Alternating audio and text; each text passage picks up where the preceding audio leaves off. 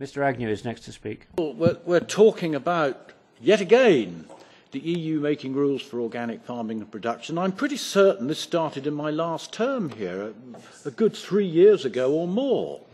And it's, yes, the determination of the Commission to make rules about everything, but it's running into problems. And it's running into problems at the Council level. The 28 agricultural ministers meet in the Council, and they recognise that this isn't an area for EU legislation. Because as we've heard from Mr. Takula from Finland, I think, that the Finnish organic consumers are quite happy to eat organic vegetables grown in greenhouses in the north of Scandinavia where the soil is imported.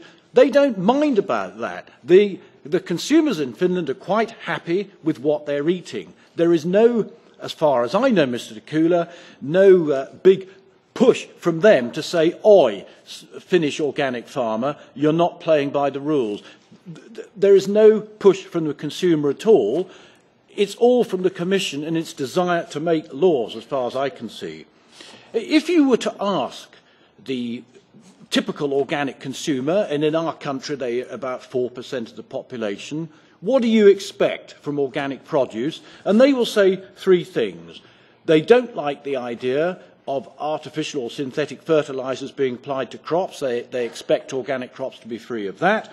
They expect organic crops to be free of applied synthetic pesticides, and they like to feel that organic livestock are able to go outside for large periods of their lives. If you can tick those three boxes, organic consumers are pretty happy. But if you try and dot every I and cross every single T for a standardised procedure across 28 countries, you're going to make it impossible for organic farmers to operate, which means there won't be any organic food, or it'll be very, very expensive. So, yet again, I say, please leave this to the Member States and the certifying bodies in those Member States. Thank you.